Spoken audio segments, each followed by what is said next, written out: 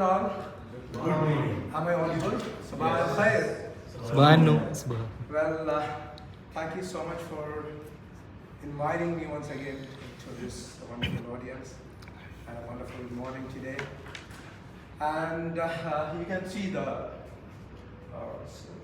screen, right? So, topic of our discussion today is on functional medicine, the medicine of new age. How many in this room have heard of functional medicine? Could you just raise your hand? You have heard of it. Great. Two of them. Wonderful. So let us try to understand what it is, and let us go through the story. Could you recognize this gentleman? Puneeth Rajkumar. Puneeth Rajkumar. Great. Before we start, I have an interesting question to ask. As a Miami, we all have a curiosity with questions. Why is called functional medicine? So, if it's a functional, there are unfunctional medicines are there before? I think later presentation can. Should I answer now or should I Later. We will come to Before that. ending That is, presentation. we will come to that. That is a valid, wonderful question. Thank you so much for that. And I like interactive sessions always than a monotonous one-sided throwing the words out across the room. So we have Puneeth Rajkumar here. And he was the son of a great legendary actor, Dr. Rajkumar. He was himself a legend in making, and he was one of the fittest person in the film industry. And he was the ambassador of preventing early coronary artery diseases or cardiac arrest. He was the brand ambassador. Ironically, he died of heart attack or cardiac arrest. So we have some young sports icons here, great personalities in first class football. What connects all of them together? What could be the connecting point? Why I put them all in this one slide? What could be the reason? They all died during the game. Exactly, they died during the death connects them. The way of they died connect them together, and they all died during the game, while on field, often doing a wonderful scissor kick or bicycle kick or preventing a penalty. They collapse. So let us see the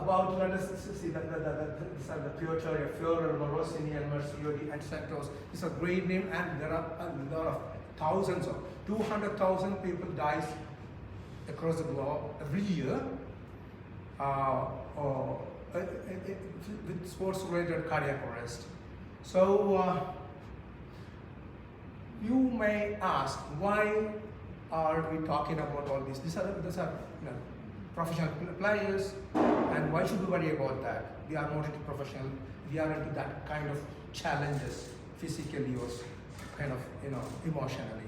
So let us see the few names in the down. They Abdullah, Madassar, Jan, Shamla, few of my connection, the people whom I know lost their life early in tender ages like 27, 30 to 35, like that again. So should we worried about or we skip it as a passing thing? Last February, end of February and March, we lost two of the young gentlemen, very close relative of mine, in a span of 3 weeks in Dubai for the same reason, cardiac arrest. These are called sudden cardiac arrest. One of the very leading cause of death and one of the leading common cause of cardiac diseases. How did they die? At the peak of their health. Most of them, even the people who died here, are highly health conscious, and the sports people, they do have the best of the doctors who look after them. They have best of the medical care, great living atmosphere, and everything, and they have a huge fan base all around them. So why they are dying despite all these positive things? Okay, so we need to understand that. Cardiac arrest is a common reason for that, and we should, why they are getting cardiac arrest? being themselves very strong. We have a notion, we understand that cardiac arrest is a disease. Disease is also often due to bad lifestyle. So what are the reasons? Let us try to understand the conventional wisdom, the bookish knowledge about why people are getting cardiac arrest. One of the reasons is impaired muscles of the heart. It is the hardware, the muscles of the heart, which is otherwise called cardiomyopathy, the fancy word for cardiac muscle diseases. Cardiomyopathy, that can be due to two reasons. One is congenital, other one is acquired or sports related. Most of the sports people, they do have a stronger muscle to meet their challenges in the field, on the field. To give a better performance, they need stronger muscles. A smarter muscle pushes more blood, and more blood will make them competent to address their physiological need during the play. So they have a bigger heart, of course. But on the flip side, anything bigger do pose a challenge when other things are not maintained properly. So big muscles, blood vessels, these are the plumbing system of our body, blood vessels. There can be problems with coronary artery diseases, can again cause cardiac arrest.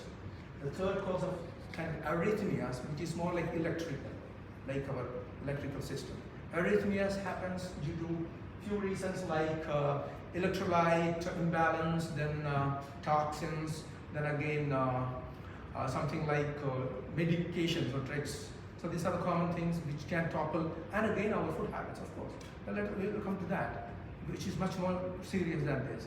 So these are the conventional understanding. Is that all that can cause a cardiac arrest? Not really.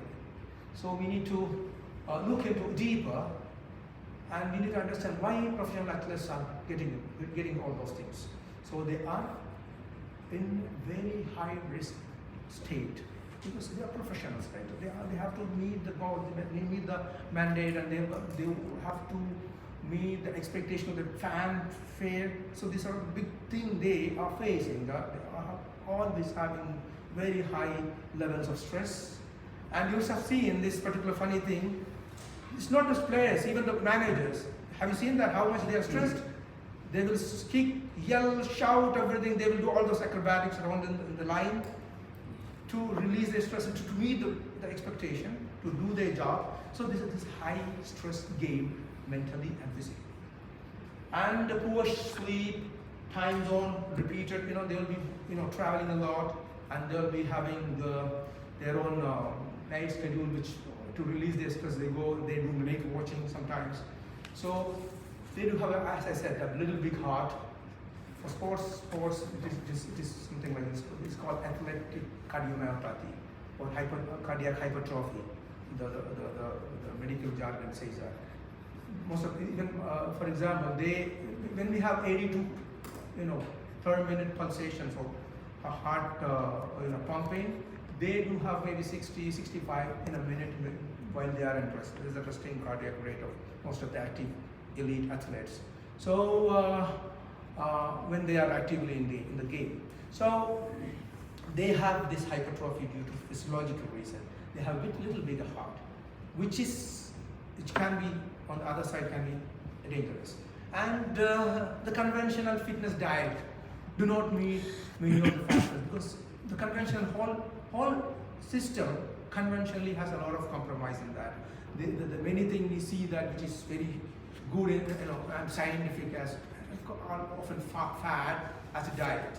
So let us see. These are about elite athletes. What about us? Are in the same boat? We have very high stress, of course. Do we have? Yeah, we have. And we do have the poor sleep pattern because of our poor understanding about the sleep physiology, about the importance of sleep. And though we do not have a little big heart, we have a little big belly, right? All of us. So when athletes are going for fad diet, we have both fad and sad. When it comes to diet, you know what is sad? Standard American diet, but we are following. Although we don't have the passport of America, we do have a passport of eating habits. So, and so many deaths due to, in common people also, not only in elite athletes. So many common case of diseases. Every other day we are hearing this guy is what was the age? 35, 34. So this is happening every other day. So we might escape death, for example. What will happen? We'll still survive, but whatever extra bonus years we are getting extra diseases as well, right? So even death is not a cure. So what is the burden of this sad civilization, this standard American protocol we follow?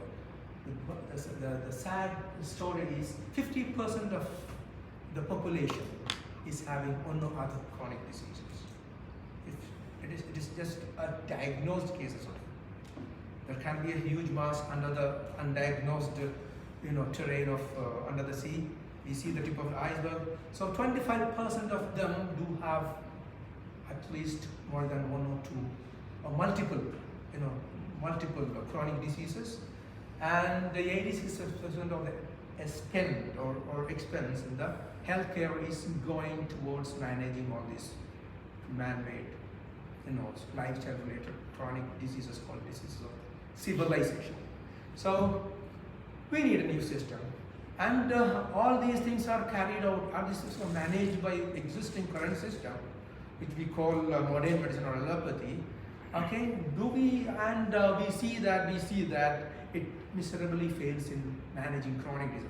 Though they are wonderfully good in many cases of surgical conditions, they are really good in acute management of fever, epilepsy, whatever it is. But managing the chronic diseases, we see that they simply maintain the symptoms. They try to make the thing normal in the blood level, not in the physical feeling or the health, subjective health feeling of the patient.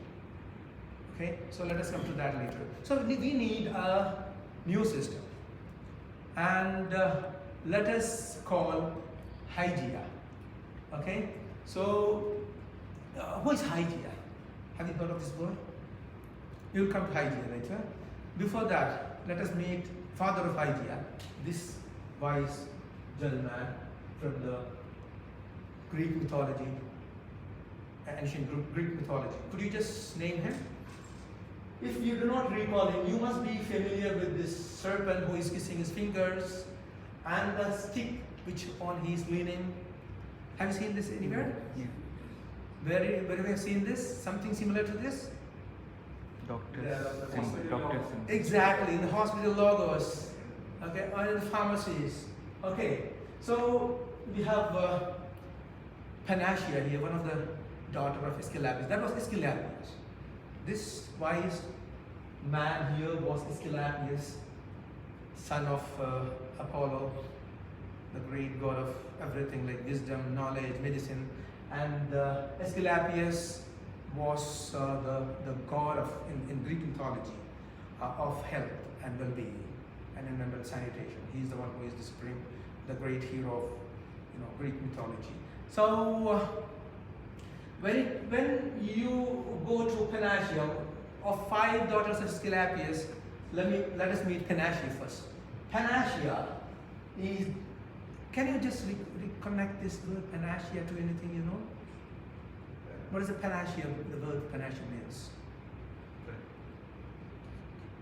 elixir, a potion, a medicine for cure for all, right? Panadol, killing all the pains. Pan-adol, killing all the pains.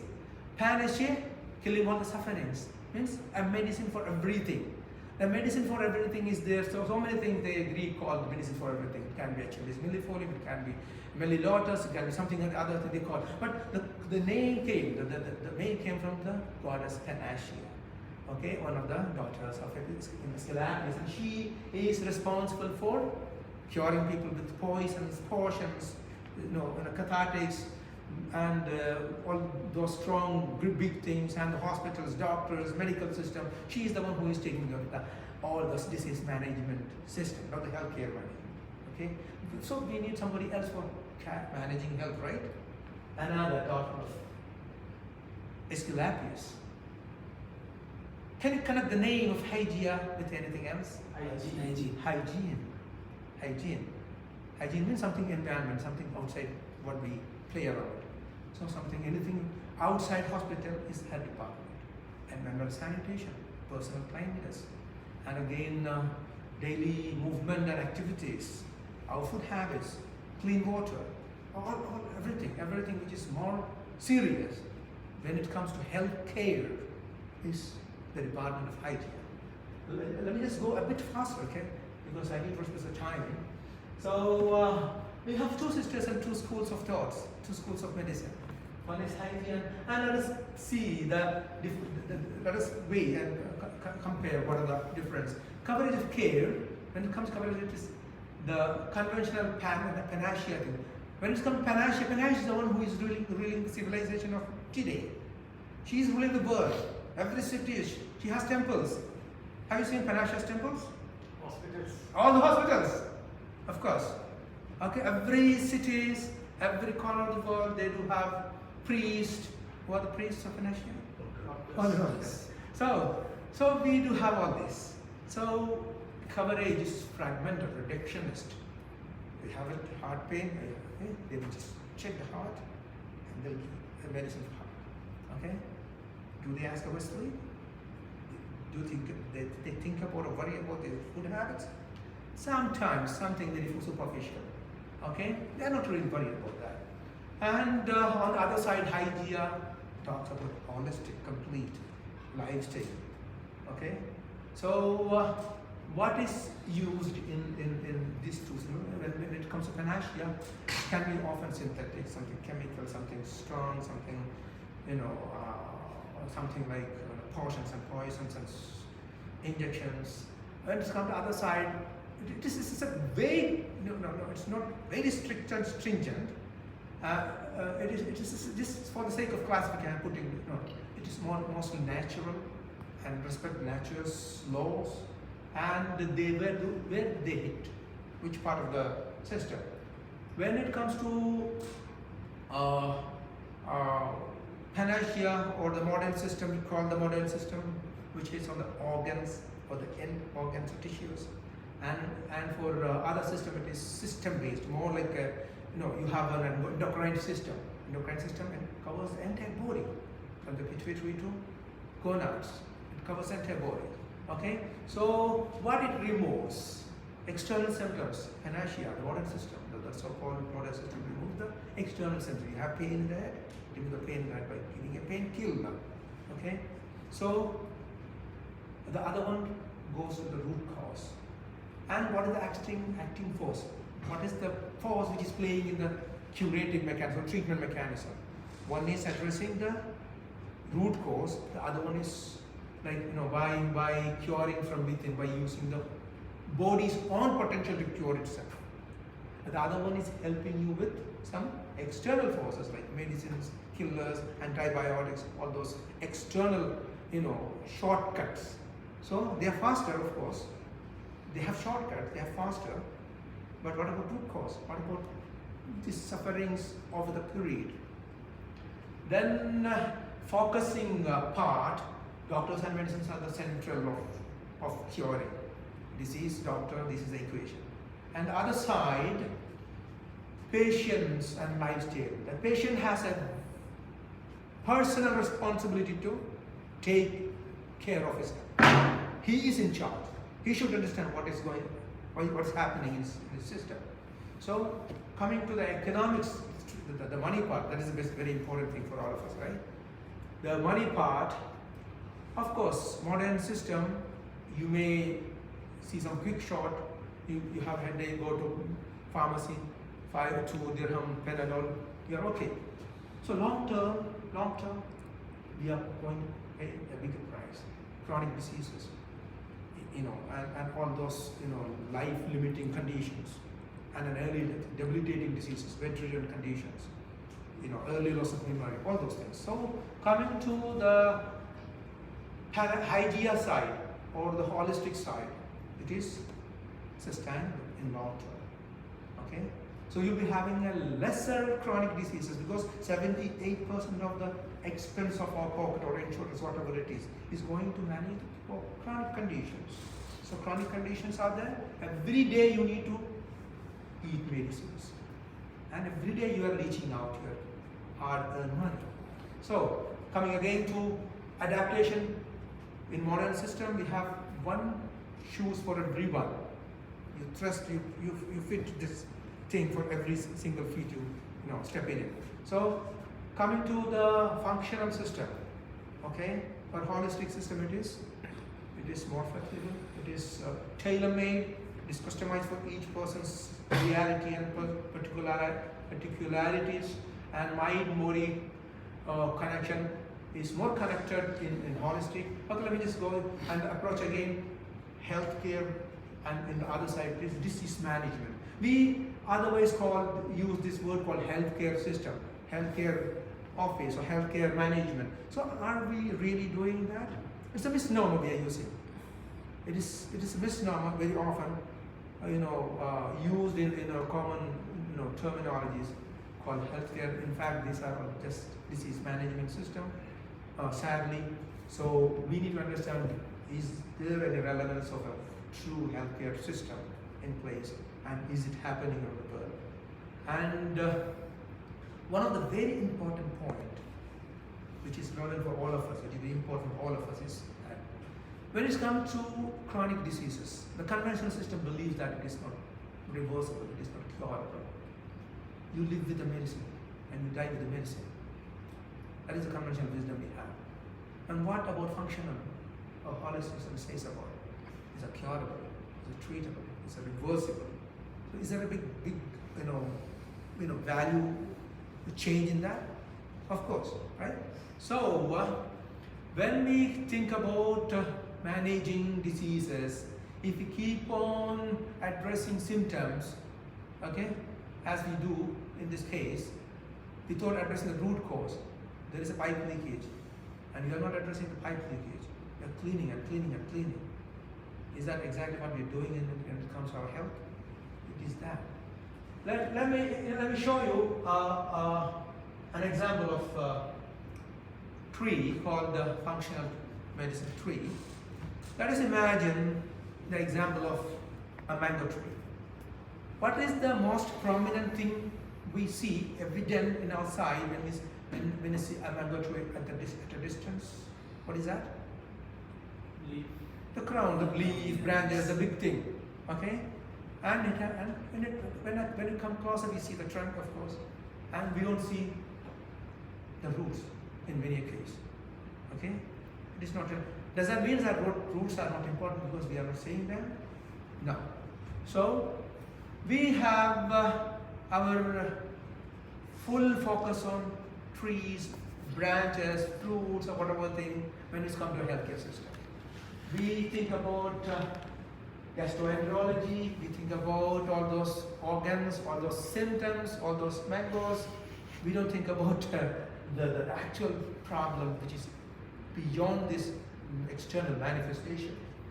Okay? When it comes to the organ system, diagnosis of the entire medical system is focused on that. You have cardiologist, you have diabetologist, you have pulmonologist who take care about your lungs, you have nephrologist, all those ologists are taking care of one single spare part of your body, not the entire system. And coming down to that, we have signs and symptoms, which is manifesting all those complaints. And down to that, we have fundamental organizing system, which is connecting all those things. These are organelles. That's the mechanism. These are the functional orchestra of our system. So, do we mind about all those things? In advance, maybe a DM doctor might think about that, not in the general practice level. Okay? And again, come to that, what are the causes which is addressing this, all those childhood history? You go to homeopathy, they may ask about your mom, about your, diseases in your families, your uncles, all those things, right? And what happened to your early childhood, what about your schooling, when it started, what was something which happened in this. So this is what, so let me go a little bit faster. And something beyond that, mental physical, emotional experience, attitude and beliefs. Don't pause. How many minutes left for me? 2 more minutes? For 30 5 minutes. 5 minutes, thank you. So let me just go. So this is very important. Personalizing lifestyle and environmental factors. So these are the root cause of all the diseases. Root cause of all the diseases are. So when it comes to health, we address 3 major things. One is your sleep, okay, and other one is movement. In functional medicine, we take care of your eating habits, and again, the stress. These are 4 major things. Without addressing all these things, we don't do anything. So let me just go through a typical Persian journey: initial consultation, one-to-one consultation. Then we will go for a detailed understanding about the functional biochemistry or physical, whatever it is, we call that ABCD. Then we try to understand what is happening in the patient's system. Then we try to understand the lifestyle part of that, called root cause analysis. Then we personalize a treatment plan. Each person a different treatment plan according to his lifestyle, his symptoms, his metabolic demands. We acquire through the assessment. Then we need then also the critical part, patient education. Because who is going to take in charge of this reversal process? Is it the doctor? Is it the therapist? No, the patient himself, the person. We don't use the term patient. Since I've been a doctor since long time, this particular funny words comes out called patients. No, so it is clients or the one who seeks the help. Collaborate with other systems like physiotherapy, psychology, chiropractic, whatever it is, and we close the assessment after a set period by doing the detailed assessment once again to see the changes in physical level, mental level, spiritual level, on those biochemical level. So this is the typical patient journey goes in that. Okay, so I don't have enough time to give the example of that. So let me just go a bit faster. Let me skip this one slide and go back to the functional approach in the early stage. Let us go back to that. Okay, so functional approach addresses stress, sleep, diet, which is missing in regular thing. And in functional medicine, we try to address arrhythmia by correcting the electrolyte balance. The conventional system, they think about something called sodium, potassium. In conventional system, we go a little deeper. Now it is, realize that magnesium level, which is lost during sweating, is one of the prominent reason for cardiac arrhythmia and sports-related death. So functional medicine goes a little deeper. You have diabetes, okay, 2 more minutes, right? You have diabetes, you have to go to, what actually happens, glucose level, right? We check that. Here in functional medicine, we go deeper to that, to understand the insulin resistance. We go to measure the insulin, serum insulin. So coming to the end of my presentation, if we have a system which is called functional, more deeper, we could have avoided the early death of all these young, heroes, and we could have enjoyed more days of wonderful act of Mr. Puneeth Rajkumar. Rest in peace, Puneeth Rajkumar. Rest in peace, all those heroes. Thank you so much.